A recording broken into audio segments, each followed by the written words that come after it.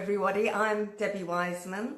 This is our very first live streaming session for Viking Cruises. Here I am in my music room. Hope you're all faring really well under all these very, very difficult circumstances we're in at the moment, but I really hope that you enjoy the music this evening, what we've got planned for you over the next couple of weeks. It's a real pleasure and privilege to join you this evening. And here I am in the room that I compose in. This is my writing room. As you can see, I've got the piano, I've got a computer, I've got a screen, because generally I'm working to a film or a television program, bits and bobs of samples and keyboards and things like that, so I can play the music to the directors and the people I'm working with. And this is where I spend, I would say, about 90% of my time. Now I'm spending 100% of my time here because we're in lockdown in the UK, as so many of you are across the world. But this is where I write. And the piece of music you heard just then, you probably recognise if you're a regular Viking Cruises guest, because it's The Traveller. And that was the music that I was commissioned to write by Viking Cruises. Their signature music. Now that started because I'm Classic FM's composer in residence, and we had a concert at the Royal Albert Hall, and I was conducting and premiering a piece that I'd written for an album called what was it, the Musical Zodiac, or was it The Glorious Garden? It was one or the other. Anyway, I've done two for them now. I think it was the Musical Zodiac. And in the audience, because it was the first album, that was it, and in the audience was the Senior Vice President of Viking Cruises, Karina Hagen, and they were sponsoring the concert, and she really enjoyed the piece, and she came up to me afterwards and she said, would you write a piece for us? Would you write a piece for Viking Cruises? Now, it was such a thrill, first of all, to be asked, and secondly of all, the best bit was that I was invited onto their beautiful river and ocean cruise ships in order to get some inspiration for the piece. And that was the greatest thrill. And then after that, we went into the writing mode. I started coming up with the ideas, the feeling that you have when you're on their beautiful ocean ships, the feeling that you have when you wake up in the morning and you see the sunrise and you hear the birds and the beautiful scenery, all the different locations, all the exciting destinations. And I was inspired by that. And that's where The Traveller came from. Now, the great thing that we've decided to do, now that everybody's often at home, how would you feel if you actually were able to interpret the Traveller music in your own way? Now, I don't know how many of you play an instrument. Perhaps some of you play the piano, perhaps some of you play the violin or the cello or the oboe, perhaps some of you sing. What I was wanting to tell you is that the Traveller music is now ready to download on Viking.TV. So if you go to Journeys in Music, you can find it all on the Viking.TV website. You can download the sheet music of The Traveller. And we want you to be inspired, because everybody's in lockdown, everybody's at home. And we want you to be inspired to come up with your own interpretations of the Traveller music. You might be able to play it on guitar, maybe you play ukulele or a flute or an oboe or a cello or a violin. The sheet music's there if you can read music. If you can't read music, doesn't matter. Listen to it by ear, pick up the melody, see what you can do with it. Add percussion if you like. If you can't play an instrument, get some pots and pans out or some spoons or do whatever. Be as creative as you like. If you can sing, even better. Maybe write some lyrics to it. I've always thought the melody would actually suit a lyric. It would suit a vocal arrangement. So maybe one of you might be able to come up with the perfect lyric for it. Send it to us. I'd love to hear what you come up with. I really would love to hear what's going on in your mind creatively. And next week, when we get together again, we'll hopefully be able to talk about what you've done and come up with, all the different versions. So I hope you're all hearing everything now. Is it all okay? Is it all? Yeah? I'm getting a few, but keep going. Looks okay. Great. Now, because we've only got an hour, I just wanted to take you through a few insights into what it's like to write for film and TV, which is what I spend most of my time doing. I am Classic FM's composer in residence, so I get the opportunity to do lots of work with them. but also I write for film and TV. And one of my recent projects, which hopefully you might have seen, is Wolf Hall. Now, Hilary Mantel wrote Wolf Hall. It was a novel first, then it went to the stage and was a theatre show. And then it was made into a television series with Mark Rylance playing Thomas Cromwell and Claire Foy played Anne Boleyn. And it was a very, very successful series. And I worked with the director, Peter Kosminski, on the music. And he likes to work very early on with music for his films. And I sat with him and I came up with Cromwell's theme and Anne's theme before he shot any of the film at all. So I'd like to play a little bit of music from Wolf Hall. This is a mixture of Henry's themes, played by Damian Lewis, and Cromwell's theme. Now, I'm playing to you on the piano, which is where I write, and it starts at the piano. We didn't use piano in the final version of Wolf Hall. There was a string quintet, cor anglais, a few Tudor instruments as well, like the oboe, which is like a giant lute, harpsichord, recorder. But really, the heart and soul of the music was actually string quintet. And Hilary Mantel writes in such an immediate way. We didn't want it to sound like a pastiche of Tudor music. We wanted it to sound contemporary, as if these characters are living their lives now. Everything that they're doing is in the present, not in the past. It wasn't viewed through some sort of stained glass window. It's happening now.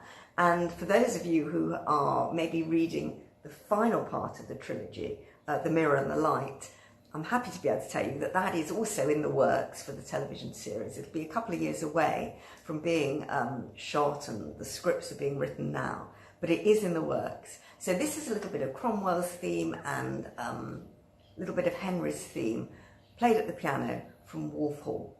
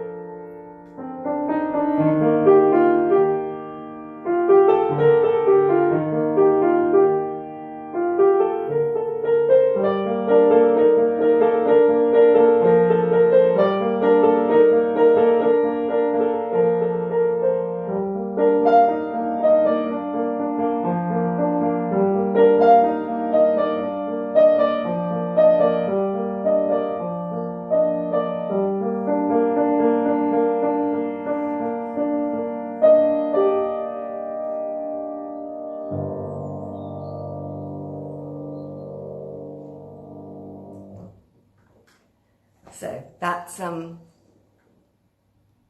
okay. I've just been giving a little note. You see, this is a brand new webcast, so sorry for the few technical teething problems, but these things are so new, or the technology is so new, and this is the first one that we've done, so it'll all get much smoother as we go through the future ones. But it's great to have your company. I'm so thrilled that you're joining me, and that was the music from Wolf Hall.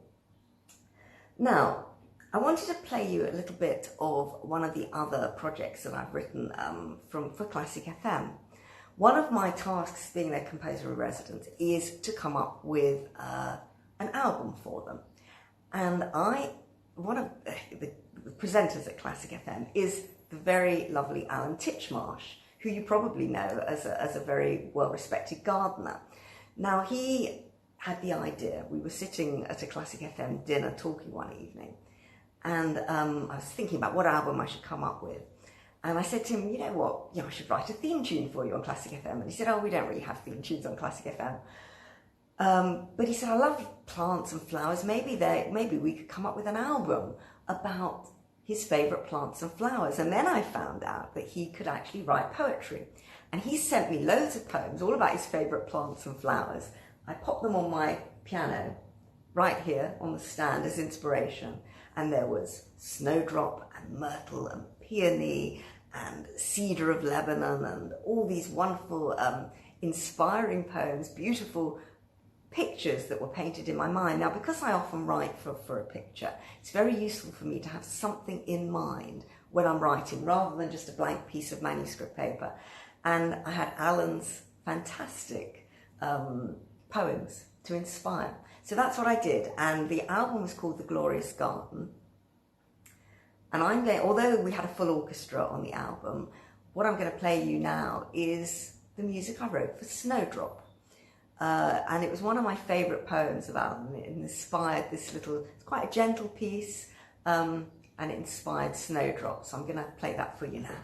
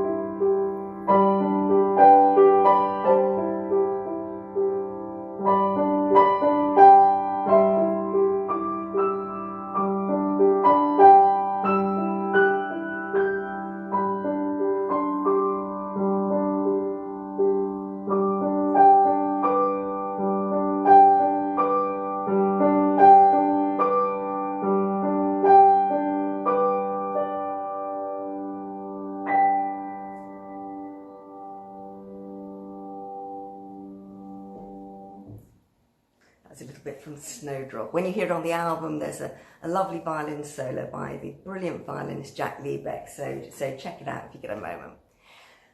So one of the other projects that I've recently finished with Classic FM was a collaboration with Stephen Fry. Now, you'll know Stephen as a brilliant comedian, writer, broadcaster, and I've known him for a long time because I wrote the music for Wilde, which is the film about Oscar Wilde, and Stephen played Oscar Wilde. It was a long time ago, I think it was 1997, something like that, and Jude Law played Bosie, and it was the start of a really long friendship with Stephen. And I don't know if you've read his book Mythos, but he's recently been very, very busy writing all these books about Greek myths. There's one called Mythos, one called Heroes. They've been very successful. And he invited me along to his book launch of Mythos, and he said, you know what? I wonder if there's a suite of music to be written around these stories. What do you think?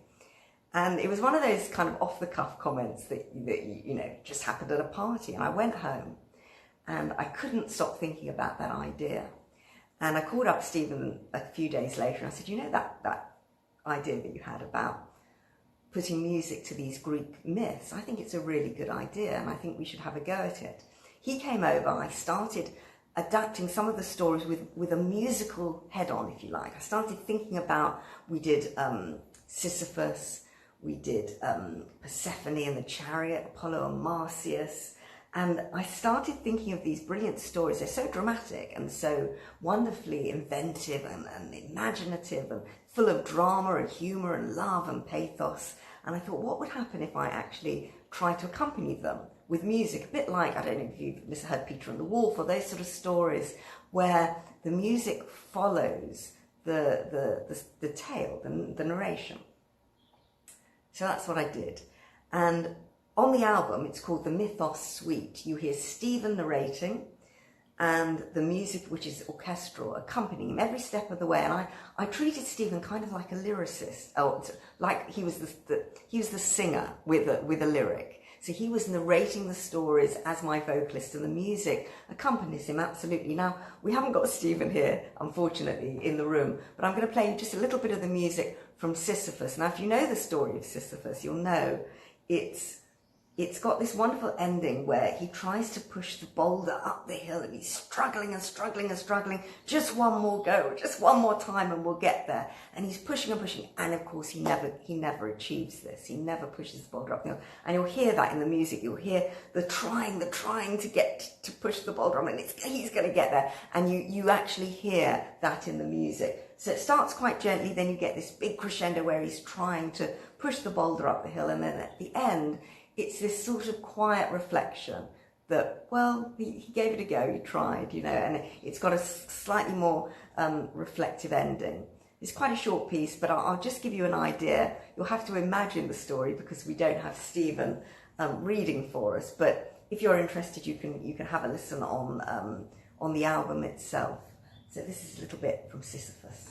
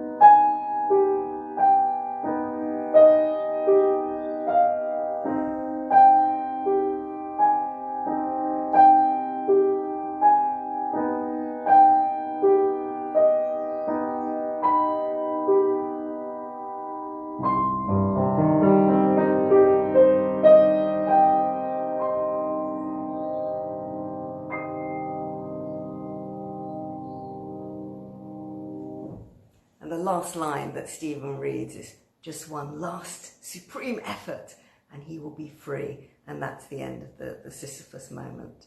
There's some lovely stories in there, and we're hoping we may even be able to do some of the other ones that in the later books, Heroes, all these brilliantly, wonderfully inspiring stories. And the great thing about music is music and storytelling are great friends. They go together very, very well. And you know, music tells a story. Every note, every bar that you write, for somebody somewhere, it tells a story. It's a personal story, or it's a moment of maybe memory, brings back a memory, or it has great poignancy. And I'd love you to just let us know which pieces maybe next week you might like to hear.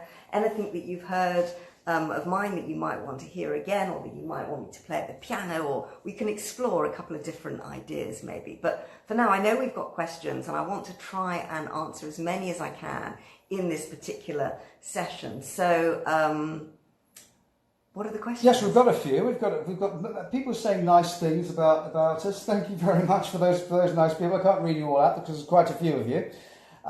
Wendy from Surrey asks, what's the favourite film tune you've composed and why? Oh, the favourite film tune? Favourite film theme tune you've composed? I've composed. Oh, hello, Wendy. You know, that's a very difficult question, because when you write something, it's a bit like giving birth. It's your baby, and you let them out into the world, and you hope that people like it. And it becomes kind of, you're very attached to everything you write, and then you let it go, and it goes out into the world. And I have to download every piece that I write afterwards and forget about it. Otherwise, everything would sound the same. I'd write something and it would sound like the piece I'd written before, so I have to forget about it. If I had a favourite film tune, simply because people always ask for it, and I don't know if you've seen the film, but it's a film by Lewis Gilbert called Haunted. The theme sounds a bit like this.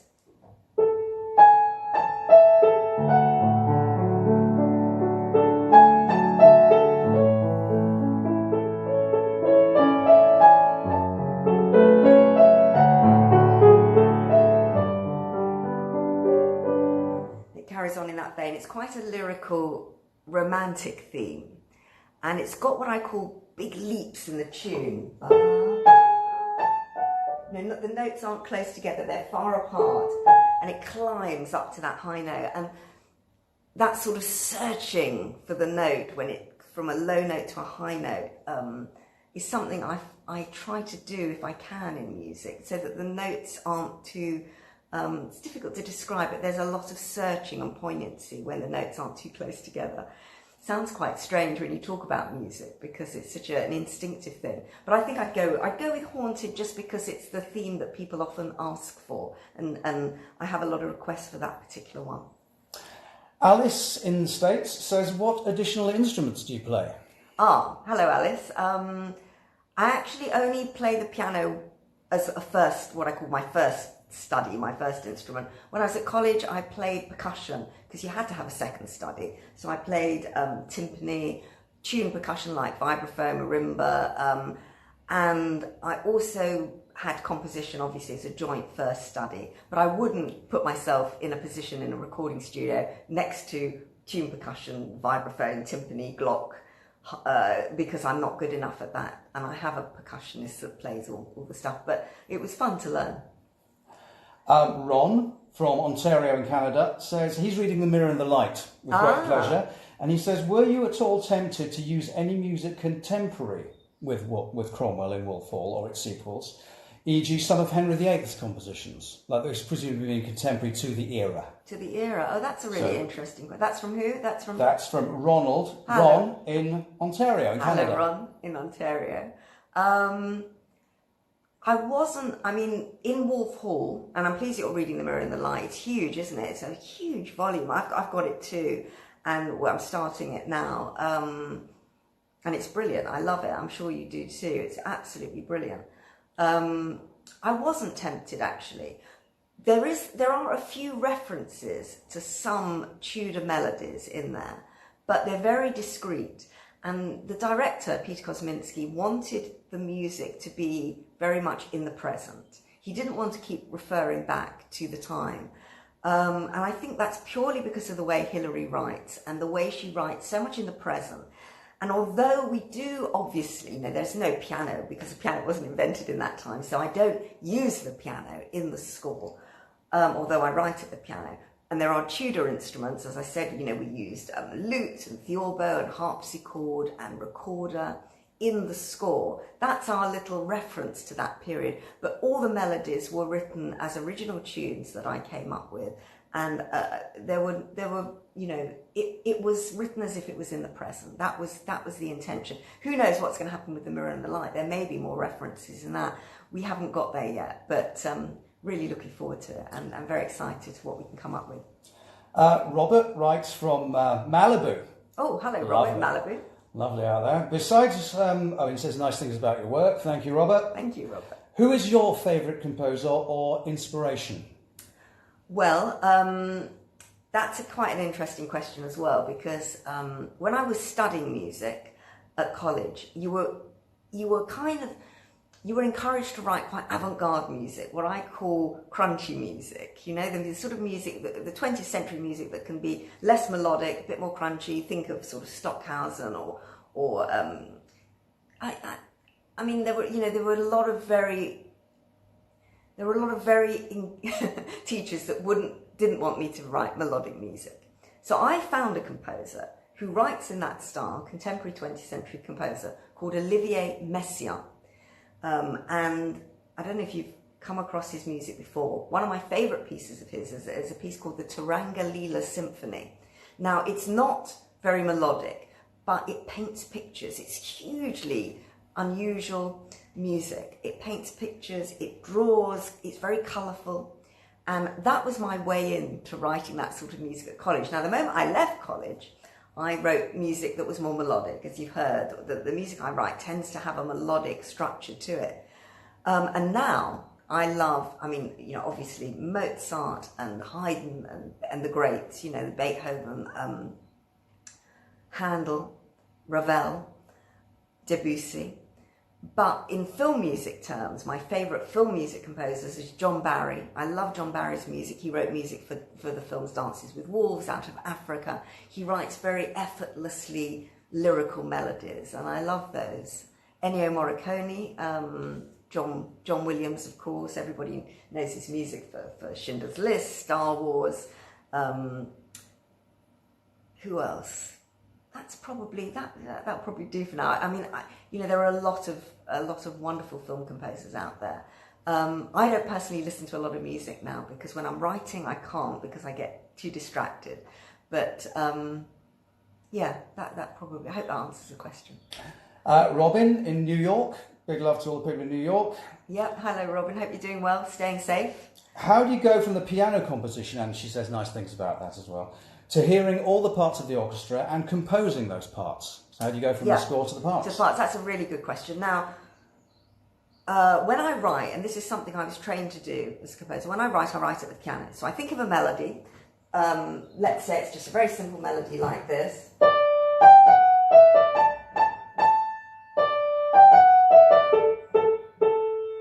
Now, that melody, because of the range it's in, it's quite high up on the piano, it might sound quite nice on an oboe or a clarinet or a flute.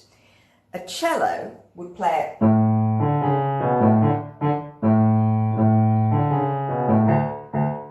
in that kind of register. So when I think of a melody, I think of the register of the melody and then I decide who's going to play it and then I put it together. Now, orchestration, we could take 300 sessions to talk about orchestration. It's not something you can talk about in one session, but it's something that is instinctively through training and through just constantly learning about each of the instruments. You learn what's going to sound best. And I like to write for the instruments where they sound best and where they're going to really sing and sound beautifully melodic. So I write the melody, then I decide who's going to play it, and then I sketch it out and I put it on the orchestral score. Now, this is a time-consuming process. It's not something that happens overnight, but it's something I've learned to do over the years. And it's something that instinctively you get better at. When I started writing music, I didn't have a clue about orchestration, but my piano, my orchestration, my composition teacher was a chap called Buxton Orr, very lovely composition teacher, and he taught me how to write for the instruments. And he said, even if you can't, play it well, learn how to play a scale on every instrument of the orchestra so that you can understand how it works. And when you write for it, you think of that instrument. So when I'm writing for a flute and I'm writing a flute trill or something, it's up there and I'm imagining the flute playing it. When I'm writing for a double bass, it's down here. And I'm imagining a double bass playing dum dum dum, and I'm imagining them doing it. And that's the key to it, to hear the instrument in your head, imagine them playing it, and write it on the score. Lovely.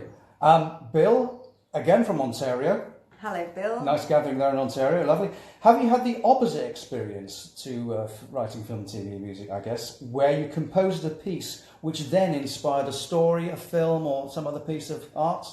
Did the music come first at any point?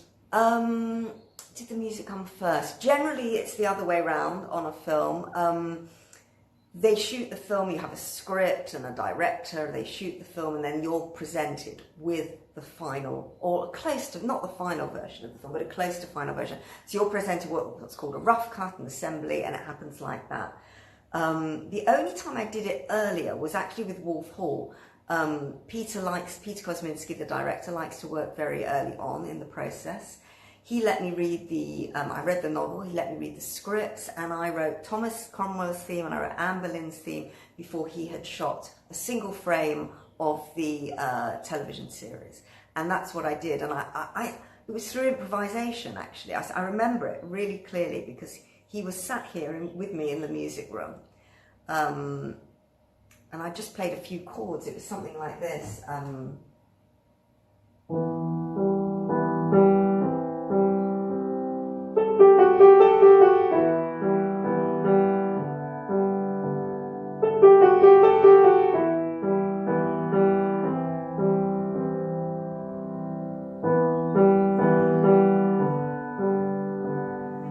Those very simple chords. I was just literally improvising, and Peter said to me, "That's Cromwell's theme," and he just knew instinctively. It's a great gift as a director to have a vision, and you know when something's right. I played him loads of stuff before that he said, "Oh, I'm not sure.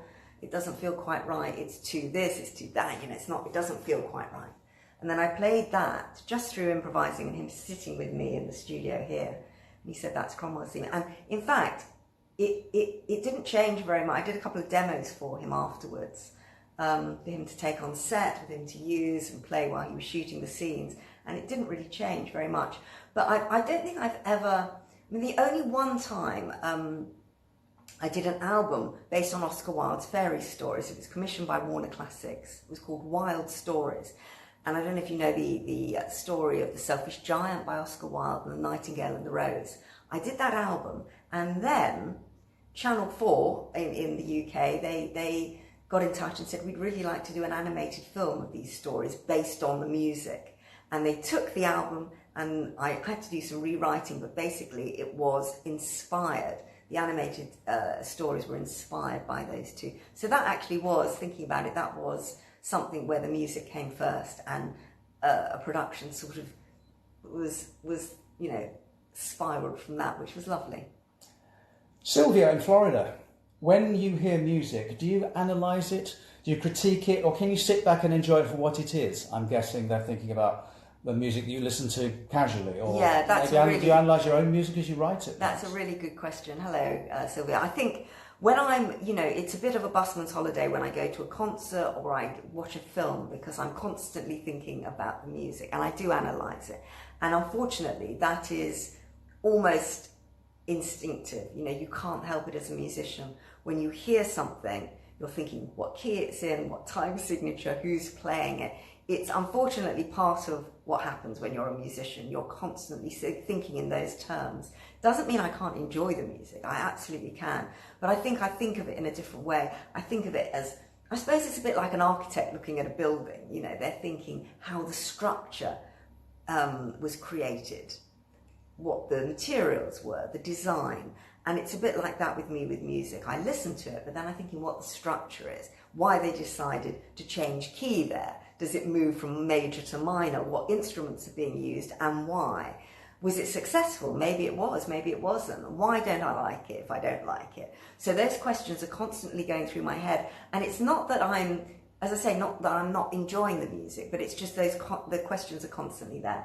And with my own music, I analyse it all the time. I'm constantly trying to get it better. And even when I finish something and I hear it back, constantly thinking about how to improve it, or, oh, could I have done that? Oh, I wish I'd done that, or, you know, whatever. But there's a constant, I suppose, reworking in my mind. Not that I can when it's finished and it's on screen, and, you know, there's no way I can rework it after that point, but I'm still thinking, how could I get better? And I think that's the pleasure and pain of being a musician. When you're studying as a musician, you're constantly told what's wrong. You know, you're being told to get better. Your phrasings, your dynamics, the way you play, the skills that you bring to the instrument, your technique, all that is being criticised as you're learning. So you have to constantly listen to what you're doing wrong. And very rarely, when you're starting out, do you hear what you're doing right. You do occasionally, but it's generally, no, you need to do this better. And that's ingrained in your just in your brain as a musician. Marshall from California, do you compose using a computer? Well, no, I don't. I sit at the piano, and I've got my manuscript paper here. This is my blank piece of manuscript paper, and then I write at the piano. So I play. So I might think of something. Let's talk about, I don't know. We're thinking about travel tonight. So I might think about a beautiful, gorgeous. In fact, the sun is just about to set here. So I might look out and can see out the window here and just see it getting a little bit darker. It's coming up to 7:45. The sun's just slowly going, and I might imagine a sunset and start thinking about that. And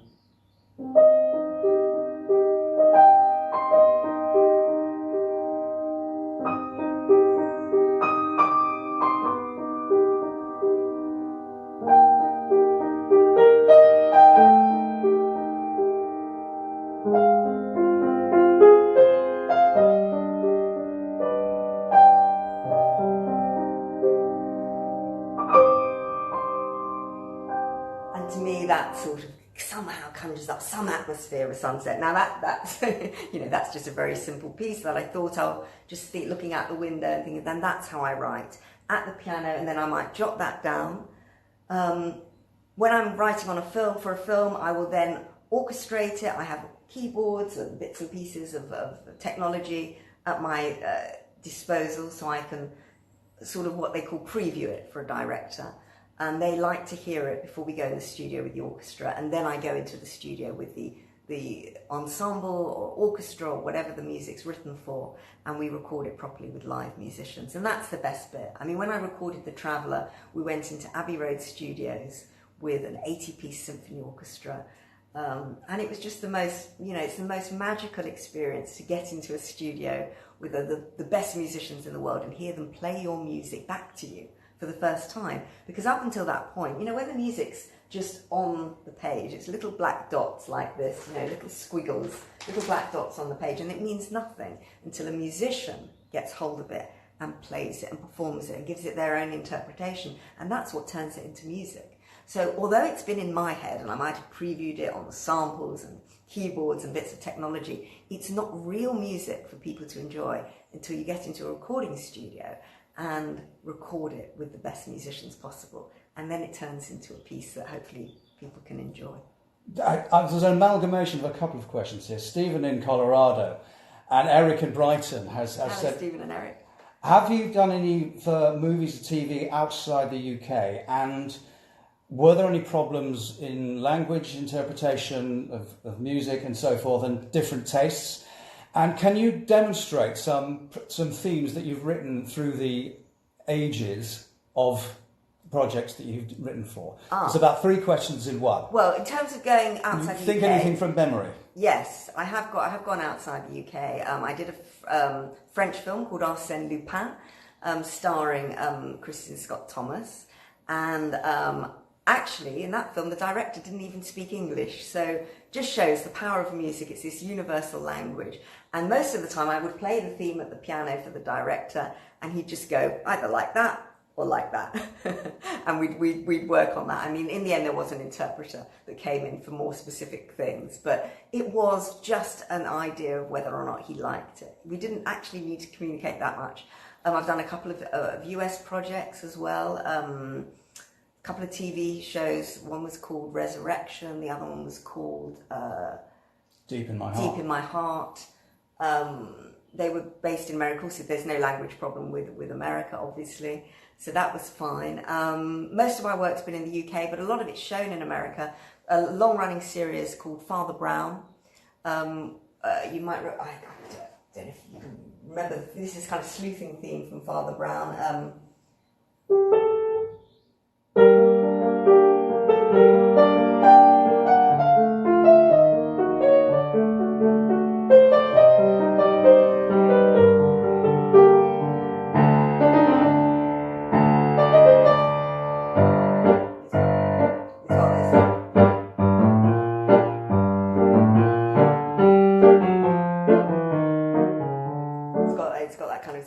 The low bass clarinet. I wrote it quite a long time ago. Plays that melody in the bass line.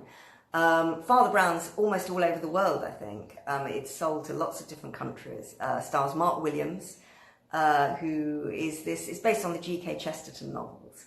The characters are, and it's a lovely murder mystery series. Every week, every episode, there's a new story, a new murder mystery, and it's absolutely delightful. It's set in the UK in the Cotswolds. I've been writing the music for that for some time. I think there's quite a lot of episodes out there now, maybe about 90. Hugely successful series, BBC. And really, really love this series. So check it out. If you haven't seen Father Brown, you can see it in pretty much in most countries. And it's great fun. Bit of a challenge for you from Johnny in Surrey. He says, I used to live in New York, and I moved to England in the early 1990s. And one of my favourite shows in the States was a programme called Who's the Boss, which, of course, went into the upper hand in the UK. He says, can you play from memory The Upper Hand, because it's one of his favourite pieces. Well, it's a bit of a challenge. I've got it. I've got the sheet music. But I think you should try and do it from memory, because... Is that the challenge? That's the challenge. Can you do it from memory? Okay, here goes. I'm as much as you can. If I make mistakes, I'm really sorry, but here we go.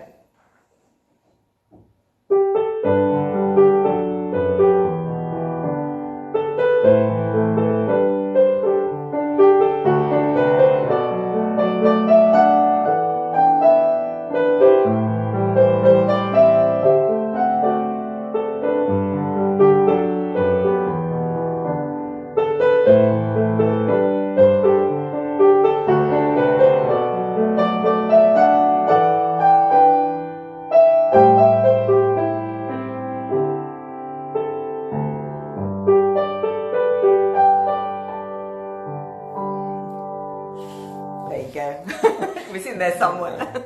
I must admit, that tune has stayed, so that sort of stays in my mind. Some of them don't, so thank you for that. It's nice to play that again.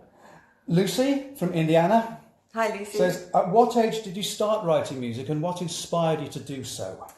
Well, I started when I was I started learning the piano when I was about 7 or 8. There was an old bashed up piano in the corner of a dining room when we were on a family holiday. And it was a really old, bashed up, upright piano, and it had been sat at the corner of the dining room. And believe it or not, they used it as a cutlery drawer. And the reason I know this is because my father asked for a spoon for his coffee one morning, and they opened the lid of the piano, and out came the spoons from the lid of the upright piano, and they took them to my father. Oh my gosh. But anyway, this piano was something that I couldn't take my eyes off, and I used to go every morning. Must have been the most annoying little girl in the hotel. Used to go every morning, wanted to bash at the piano, and I think I was just bashing at it really rather than doing it. But my mum saw me do this, and she said, we must get her a piano. She obviously loves it and wants to learn. And we had a very small semi-detached house, and there was a bit of a fight to get the piano, but in the end I got the piano and started to play, and of course it became an obsession, and I absolutely loved it. And so I'm, to the exclusion of quite a lot of other things, actually, just wanted to do that, whereas a lot of kids were maybe out, with their friends and you know, going partying, I would be at home practicing. And I loved it, absolutely loved it. The composing started later. So when I got to about 12 or 13, I realised that actually I like writing tunes. I like coming up with my own melodies rather than just playing standard repertoire, Haydn, you know, little Mozart sonatinas that I was learning. I actually like coming up with my own tunes, and I remember writing little songs. And I also was given a book of Beatles tunes arranged for tiny hands. And I would learn things like Eleanor Rigby and Yesterday and all those lovely melodies, as well as the music that, you know, you'd expect to learn, doing scales and arpeggios and all the, you know, the stuff that you learn when you're learning the piano. I was also doing that, and that was great because it made it more interesting and more exciting. And I found that it kept the real interest alive, learning other stuff other than just standard repertoire. And I just fell in love with the whole idea. So, how are we doing for time? We've got 5 minutes. I started something here. There's a guy, Brian, in Basingstoke. That's nice and lucrative. Hello, Brian in Basingstoke. He says his favourite movie is Haunted. That's favourite movie, not just the one that you wrote. Favourite movie. Favourite movie and is Haunted. He says, "Can you play it for him?" I'm sorry about that. I can play it. I probably can't do that one for me. Just give me a second. I'm just going to leave the screen. There will be. And there's a few people saying, yes, we love the playing, want to hear some playing, which is... It just so happens, here is Haunted. How about that? I'll play you a little bit of it. It's quite long. I won't play the whole thing because we haven't got time, but I'll play a couple of minutes of it. Now, I haven't practiced this, so please forgive me if there are any mistakes.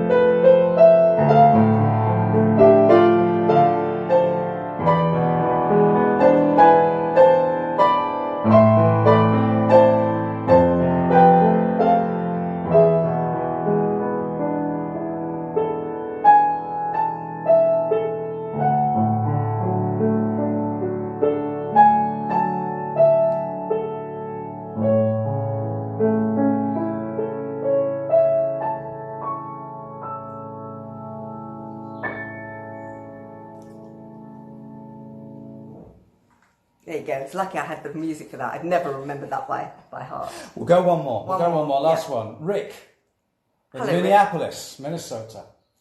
What is your daily routine of composing, writing? Quick day schedule. Well, it varies, Rick, depending on what there is to do. When there's a deadline, it's usually just getting going and getting everything ready for the recording session. I tend to work better first thing in the morning than late at night.